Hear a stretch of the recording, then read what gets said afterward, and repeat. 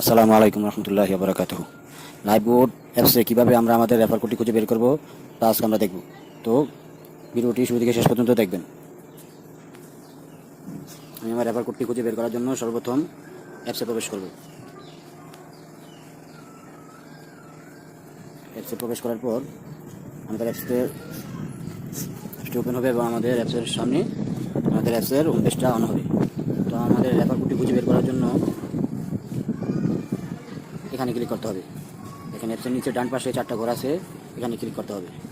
এখানে ক্লিক করার পর দেখেন কতগুলো অপশন আছে। এক নম্বর welcome offer, payment method, order history, official website, table of info, salary panel, C bank, social media, privacy policy. তো আমরা কীভাবে রেফার কোডটি খুঁজে বের করবো, কোন মেনুতে ক্লিক করলে আমরা আমাদের রেফার কোডটা দেখতে পাবো, তার জন্য এই যে এখানে সবার উপরে ডান পাশে প্রোফাইল আইকন দেওয়া আছে।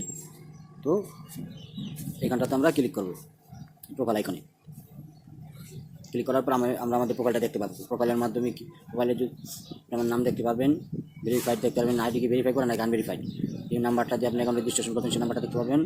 তারপর যে বার্থডেটা দিয়েছেন বার্থডেটা, যে জিমেল দিয়েছেন জিমেলটা দেখতে পাবেন।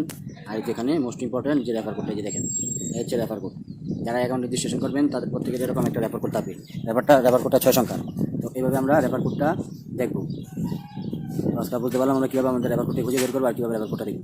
আশা করি বিষয়টা সবাই বুঝতে পারছেন।